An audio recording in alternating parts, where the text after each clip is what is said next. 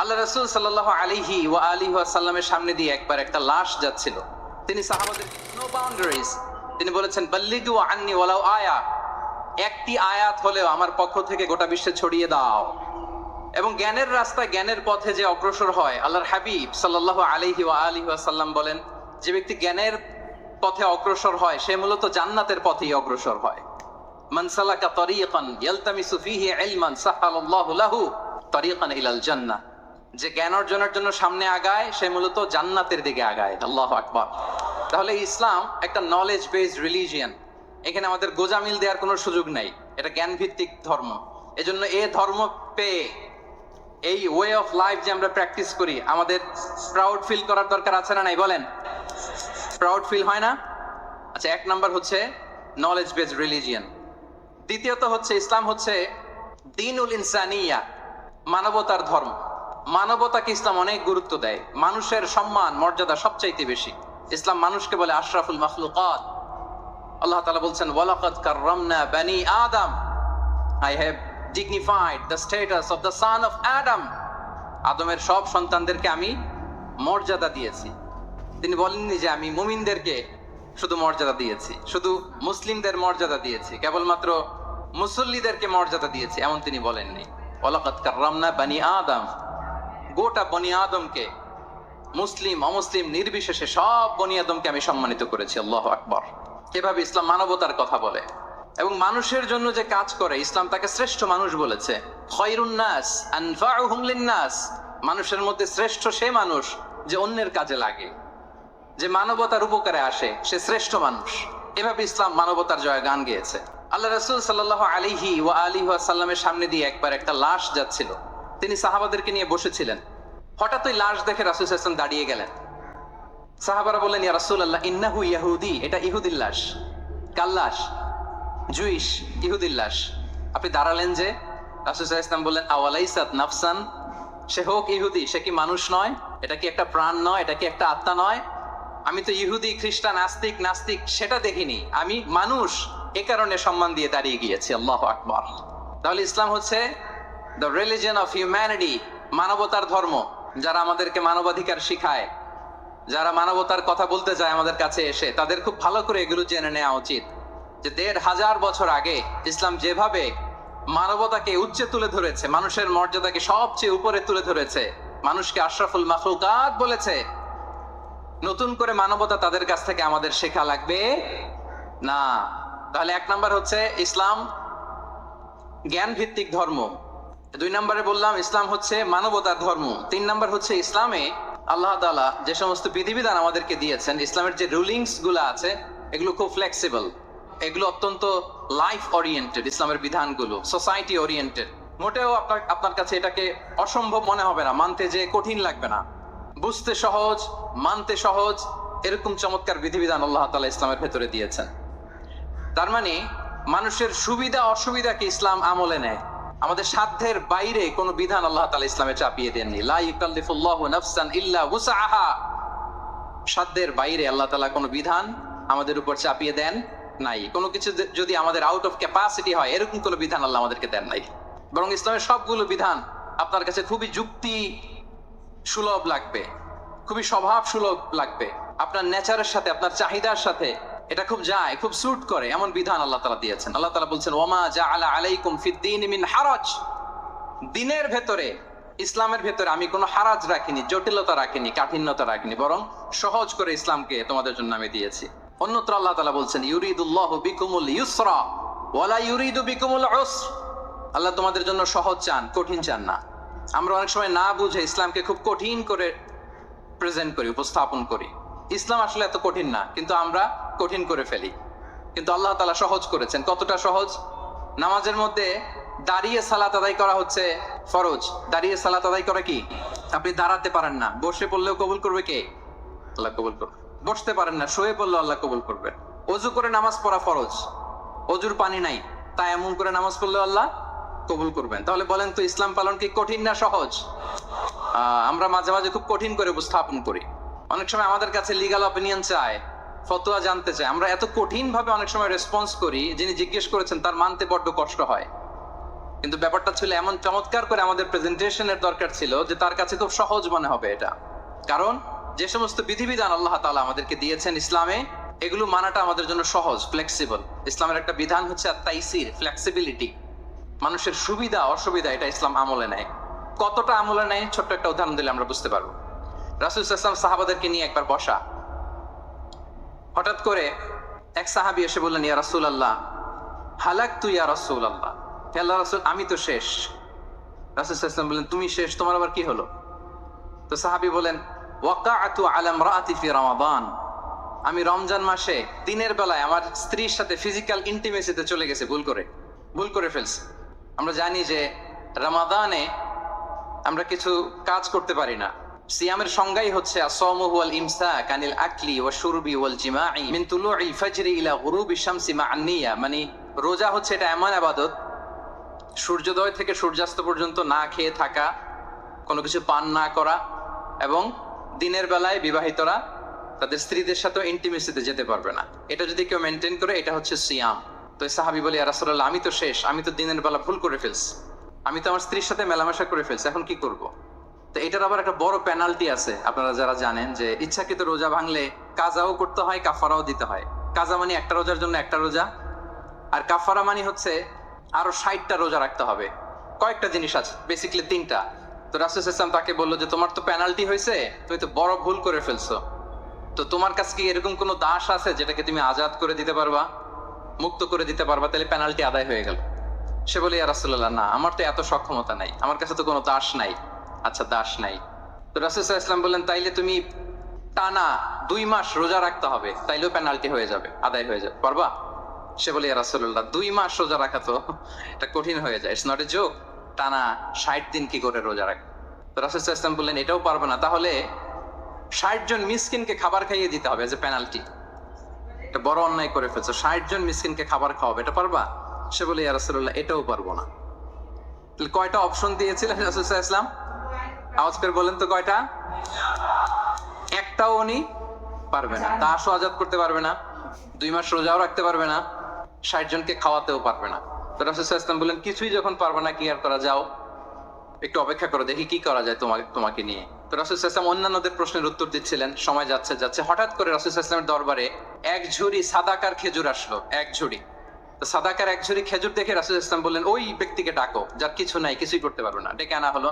রাসূল সাল্লাল্লাহু আলাইহি ওয়াসাল্লাম বললেন যাও, তুমি তো কিছুই করতে পারবে না, এই এক ঝুড়ি চ্যারিটির খেজুর, সাদাকার খেজুর তুমি গরিবদের মাঝে বিতরণ করে দাও, তাসাদদাক বিহা, এটা বিতরণ করে দাও, তাইলে আশা করি আল্লাহ তোমাকে মাফ করবে। তো এই সাহাবী বলে, ইয়া রাসূলুল্লাহ আলা আফকারা মিন্না ইয়া রাসূলুল্লাহ, আমার চেয়েও গরিব কাউকে খুঁজে বের করে দান করতে হবে? তো রাসূল সাল্লাল্লাহু আলাইহি ওয়াসাল্লাম বললেন হ্যাঁ, গরিবকেই তো দিতে হবে। তো উনি বললেন যে রাসূলুল্লাহ পুরো মদিনার তল্লাটে আমার চাইতে গরিব কেউ আর নাই, আমি সব চাইতে গরিব।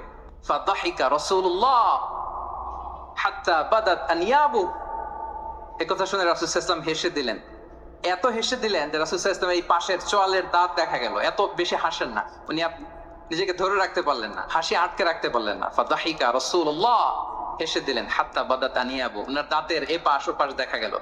তো রাসূল সাল্লাল্লাহু আলাইহি ওয়াসাল্লাম বললেন যাও, দাস মুক্তি করতে পারবা না, 2 মাস রোজাও রাখতে পারবা না, তারপরে 60 জনকে খাবারও খাওয়াতে পারবা না, এখন দিলাম চ্যারিটির এক ঝুড়ি খেজুর, এটা গরিবদের মধ্যে দান করে দাও। তুমি বলো যে তোমার চেয়ে গরিব আর কেউ নেই, তো কি করা, যাও তুমি তোমার ফ্যামিলি নিয়ে এটা খাও, তোমার ফ্যামিলির মেম্বার্স যারা আছে এদেরকে নিয়ে এটা কি করো, খাও। দেখেন আমাদের সুবিধা অসুবিধাকে ইসলাম কতটা বিবেচনায় নেয়।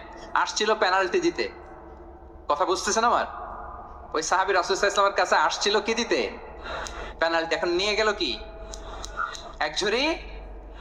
আল্লাহু আকবার পড়বেন না? দিস ইজ আওয়ার ইসলাম, যেটা নিয়ে আমাদের প্রাউড ফিল করা উচিত। কি বলেন? আমাদের যে ধর্ম জ্ঞানের কথা বলে, আমাদের যে ধর্ম মানবতার কথা বলে, আমাদের যে ধর্ম এমন বিধান দেয় যেটা মানতে পালন করতে আমাদের কষ্ট হয় না, বরং আমাদের সুবিধা অসুবিধা বিবেচনায় নেয়, সে ধর্ম নিয়ে, সে ইসলাম নিয়ে আমাদের প্রাউড ফিল করা উচিত কিনা বলেন? শুনি নাই আমি, ইয়েস অর নো? আচ্ছা গেল ফ্লেক্সিবিলিটি। আচ্ছা, অন্যের অধিকারের ব্যাপারে সচেষ্ট থাকতে বলে ইসলাম। সুবহানাল্লাহ। আল মুসলিমু মান সালিম আল মুসলিমুনা মিন বিলিসানিহি ওয়া ইয়াদিহি, মুসলিম তো সে যার হাত থেকে যার হাতের অনিষ্ট মুখের অনিষ্ট থেকে তার আশেপাশের ভাইয়েরা নিরাপদে থাকে, সে হচ্ছে মুসলিম। তার মানে আপনার হাত দিয়ে, আপনার কথা দিয়ে, আপনার কাজ দিয়ে আপনি আশেপাশের কাউকে যদি কষ্ট দেন, আপনি মুসলিম হতে পারবেন? আপনি আশেপাশের কাউকে কষ্ট দিতে পারবেন না। আপনার নেইবরকে যদি আপনি কষ্ট দেন, আপনি মুসলিম হতে পারবেন না। আপনি অন্যের প্রাইভেসিতে যদি ইন্টারফেয়ার করেন, কারো প্রাইভেসি যদি ভায়োলেট করেন, আপনি ভালো মুসলিম হতে পারবেন? কারো পার্সোনাল স্পেসে যদি আপনি নাক গলান, আপনি যদি ইন্টারফেয়ার করেন, তাহলে আপনি ভালো মুসলিম হতে পারবেন? অন্যের অধিকারের ব্যাপারে ইসলাম আমাদেরকে সচেষ্ট থাকতে বলে। ইসলাম বলে ওয়ালা তাজাসসু, খবরদার খবরদার গোয়েন্দাগিরি করো না, কারো পার্সোনাল স্পেসে নাক ঢুকিও না। যেটা তোমার ইস্যু না, যেটা তোমার বিজনেস না, ওখানে তুমি কবু যাবে না। কিন্তু আমরা এগুলো ভায়োলেট করি, দেদারসে, কি বলেন, করি না? অন্যের কোনো বিষয়ে আমাদের আগ্রহ থাকে বেশি, এরকম এরকম থাকে না? এনএসইউতে আলহামদুলিল্লাহ এরকম কেউ নাই, আছে এরকম? কারো পার্সোনাল বিষয়ে আমাদের কোনো ইন্টারেস্ট আছে? আছে না নাই? হাফ হাফ হয়ে গেছে, দেখছেন? আচ্ছা, অন্যের পার্সোনাল বিষয় জানতে খুব মন চায় কার কার, দেখি হাত তুলে ফেলছে কয়েকজন। আল্লাহ হেদায়েত দেখ আমাদেরকে। আচ্ছা, অন্যের পার্সোনাল বিষয়ে নাক গলাই না, এরকম কারা কারা, দেখি। মাশাআল্লাহ মাশাআল্লাহ মাশাআল্লাহ, ঠিক আছে, হাত নামান। ঠিক আছে, এবার দুইবারের একবারও যারা হাত তোলেন নাই তারা হাত তোলেন। আপনারা কি করেন? আচ্ছা, তাহলে অন্যের পার্সোনাল ইস্যুতে আমরা আজকে থেকে নাক গলাবো? আমরা ভুল করে ফেলি, ইনশাল্লাহ আমরা এমনটা করব না। আমরা অনেক সময় খুঁচিয়ে খুঁচিয়ে তার পার্সোনাল বিষয় জানতে চাই। বিশেষ করে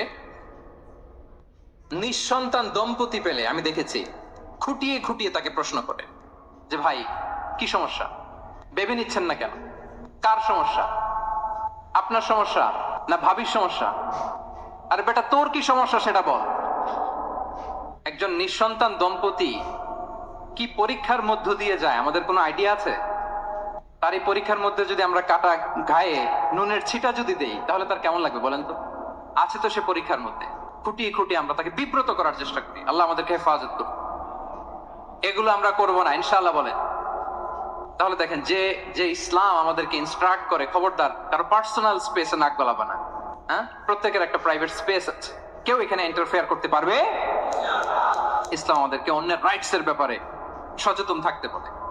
ইসলাম আমাদেরকে কমিউনাল হারমোনির কথা বলে, সাম্প্রদায়িক সম্প্রীতি। আমরা মুসলিম, এদেশে আমরা মুসলিম সংখ্যাগরিষ্ঠ, কিন্তু আমাদের হিন্দু ভাইয়েরা আছে, বৌদ্ধরা আছে, তাদের সাথে মিলেমিশে থাকার কথা বলে। এবং রাসূল সাল্লাল্লাহু আলাইহি ওয়াসাল্লাম তো মদিনাতে যে তাই করেছেন, মদিনা চার্টার করেছেন। জুইশরা ছিল, পেগানরা ছিল, মুসলিমরা ছিল, সবাইকে নিয়ে তিনি মদিনা চার্টার করেছেন। পরবর্তীতে তারা বিট্রে করার কারণে, ট্রেচারের কারণে এই মদিনা চার্টার ভঙ্গ হয়েছে, কিন্তু রাসূল সাল্লাল্লাহু আলাইহি ওয়াসাল্লামের পক্ষ থেকে কোনো না ছিল না। তাহলে এই যে পরমত সহিষ্ণুতা, রিলিজিয়াস কোএক্সিস্টেন্স, ধর্মীয় সহাবস্থান, এটার কথা ইসলাম আমাদেরকে বলে। এবং কতটা জোরালো ভাবে বলে আপনি অবাক হবেন। মাইনরিটি রাইটস কে ইসলাম এমন ভাবে প্রিজার্ভ করেছে। আল্লাহ রাসূল সাল্লাল্লাহু আলাইহি ওয়াসাল্লাম বলেন, কোন হিন্দু, কোন মাইনরিটি, কোন সংখ্যালঘু, শব্দটা যদি আমাদের পছন্দের না, বোঝানোর জন্য বলছি, কোন অমুসলিম যদি মুসলিমদের পাশে থাকে এবং কোন মুসলিম যদি তার রাইট কে ভায়োলেট করে, যেমন আপনি মুসলিম, আপনার নেইবার হচ্ছে হিন্দু, আপনি যদি তার হক নষ্ট করেন, জোর করে তার জমি দখল করেন, তাকে তার প্রাপ্য থেকে বঞ্চিত করেন, রাসূল সাল্লাল্লাহু আলাইহি ওয়াসাল্লাম বলেন কিয়ামতের দিন আমি ওই হিন্দুর পক্ষে মুসলিমের বিপক্ষে বাদী হয়ে দাঁড়াবো। আল্লাহু আকবার।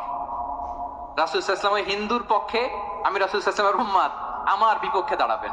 আল্লাহু আকবার। What a marvellous statement. আল্লাহু আকবার।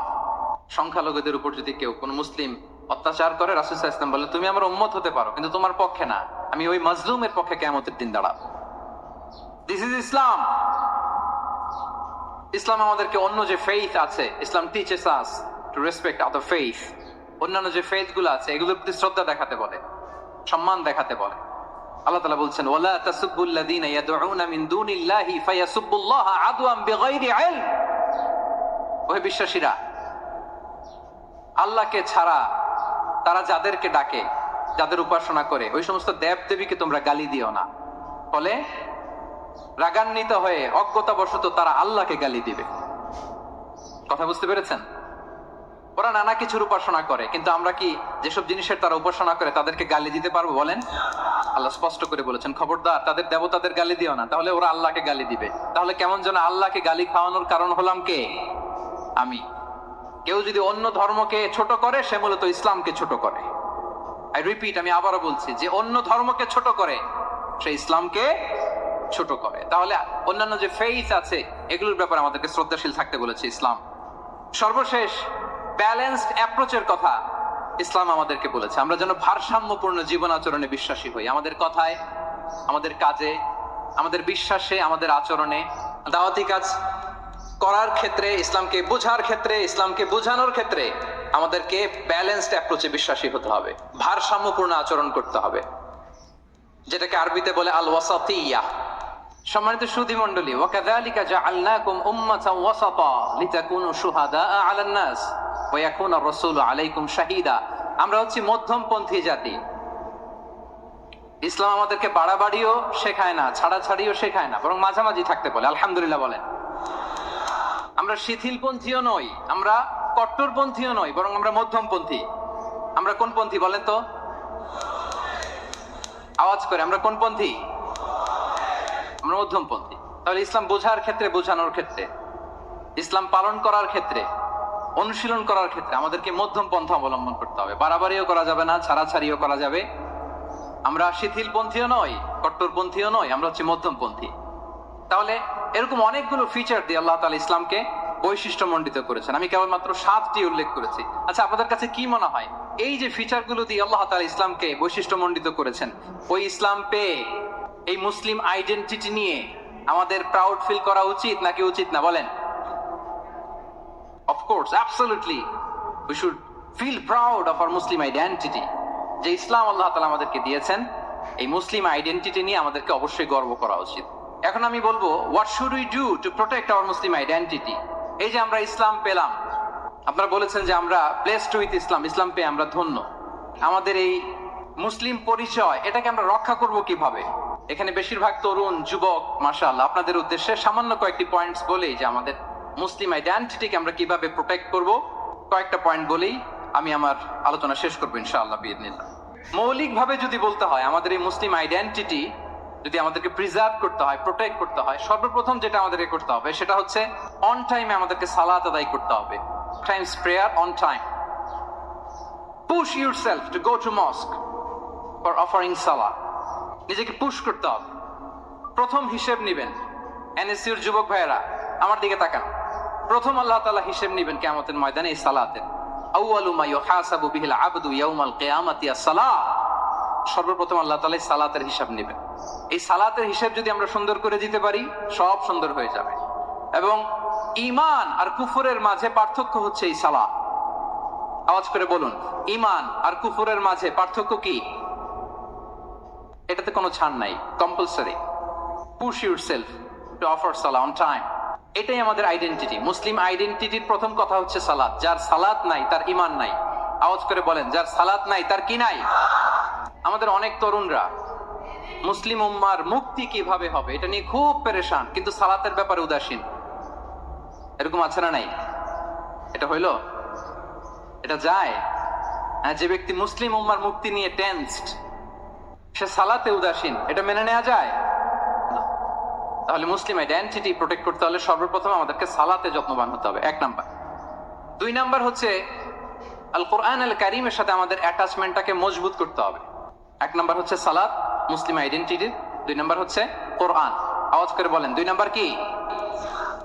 কোরআনের সাথে আমাদের অ্যাটাচমেন্ট বাড়াইতে হবে। অনেকের কোরআনের ইন ডেপথ নলেজ অনেক ভালো, কোরআনের রিফ্লেকশন গুলো খুব ভালো জানে, কিন্তু কোরআন তেলাওয়াতের বেহাল দশা। এরকম আছে না? আবার আমাদের অনেক ভাইদের কোরআন তেলাওয়াত মাশাআল্লাহ খুব বিশুদ্ধ, কিন্তু তার আবার কোরআনের রিফ্লেকশন গুলো জানা নেই। দুইটাই আমাদের জন্য crisis. Recitation and reflection both are needed. দুইটাই লাগবে।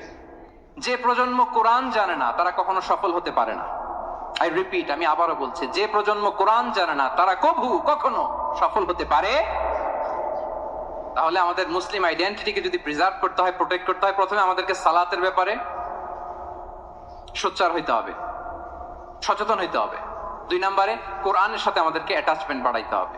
কোরআন যেমনি বিশুদ্ধভাবে আমার আবৃত্তি করতে, তেলাওয়াত করতে জানতে হবে, আবার কোরআনের রিফ্লেকশন গুলো, কোরআনের শিক্ষাগুলো আমাদেরকে জানতে হবে। দুটো গেল। 3 নাম্বার হচ্ছে হালাল হারাম কনসার্ন।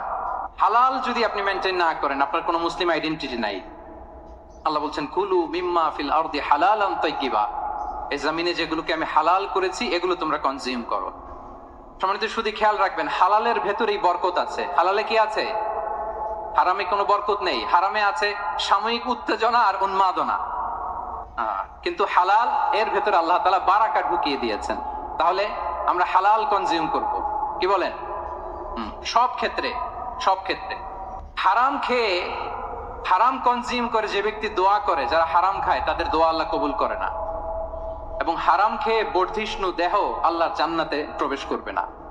লা ইয়াদখুলুল জান্নাতা জাসাদুন গুযিয়া বিল হারাম, হারাম খেয়ে যে দেহ নাদুস নুদুস হয়েছে ওই দেহ কখনো আল্লাহর জান্নাতে প্রবেশ করবে না। এজন্য খবরদার, আমাদের সবকিছু আমরা হালাল দিয়ে সাজাবো ইনশাআল্লাহ। বলেন সবাই।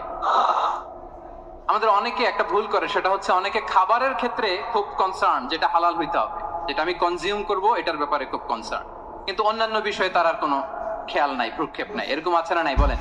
আমাদের সরকারি বিভিন্ন অফিসগুলোতে ঘুষ আছে না? ঘুষ আছে। দেখবেন সরকারি অনেক হিন্দু কর্মকর্তা গরুর গোশত খায় না। কেন খায় না? তার ধর্মে এটা নিষেধ, গরু খেতে চায় না। আচ্ছা, আবার সরকারি অফিসগুলোর অনেক মুসলিম কর্মকর্তা দেখবেন সরকারি কাজে থাইল্যান্ড গিয়েছে, চায়না গিয়েছে, খুঁজে খুঁজে হালাল রেস্টুরেন্ট খুঁজে, ওয়াইন খায় না, পর্ক খায় না। কারণ কেন খায় না? এটা ইসলামে নিষেধ। কিন্তু দুই অফিসারই, মুসলিম অফিসার, হিন্দু অফিসার, দুইজনই আবার ঘুষ খায়। হয় না এরকম? হিন্দু অফিসার গরুর গোশত খায় না, তার ধর্মে নিষেধ। মুসলিম অফিসার ওয়াইন খায় না, পর্ক খায় না, তার ধর্মে নিষেধ। তো ঘুষও তো দুই ধর্মের নিষেধ, কি বলেন? তাহলে যেটা খাবো, কনজিউম করবো, শুধু এইটার ব্যাপারেই কি হালাল? না। ইউর ইনকাম শুড বি হালাল, ইউর ফ্যাশন শুড বি হালাল, ইউর এন্টারটেইনমেন্ট শুড বি হালাল, ইউর রিলেশনশিপ শুড বি হালাল। আপনার রিলেশনশিপও কি হইতে হবে? এই তো আসল জায়গায় চলে আসছে এখন। হালাল রিলেশনশিপ কোনটা? বিয়ে। এই পবিত্র বিয়ের মাধ্যমে আমরা এই হালাল রিলেশনশিপকে উপভোগ করতে পারবো। এর বাইরে আর কোন রিলেশনশিপে যাওয়া যাবে না। প্রি ম্যারিজ রিলেশনশিপ, এটা কি হালাল না হারাম? ফতোয়া আপনারাই দিয়ে দিচ্ছেন। বলেন, বিবাহ বহির্ভূত যে কোনো রিলেশনশিপ হালাল নাকি হারাম? এক্সট্রা ম্যারিটাল যে কোনো রিলেশনশিপ বলেন হালাল নাকি হারাম? সাবধান হইতে হবে। তাহলে হালালের সাথে আমাদের সম্পর্কটাকে জোরদার করতে হবে। আচ্ছা, আপনারা আমার সাথে আছেন তো? মুসলিম আইডেন্টিটি রক্ষায় প্রথমে কি বলেছিলাম? সালাত। 2 নম্বরে অ্যাটাচমেন্ট উইথ কোরআন। 3 নম্বরে কি? হালাল মেনটেন করতে হবে। আচ্ছা গেল। 4 নাম্বার হচ্ছে আমাদের একটা গুড সার্কেল মেনটেন করতে হবে। Always engage with good circle, maintain a good circle. যত টক্সিক পিপল আছে এদেরকে ইগনোর করবেন, দূরে থাকবেন। আপনাকেও ভালো করতে দিবে না, নিজেরাও ভালো থাকবেন। এরকম আছে না নাই?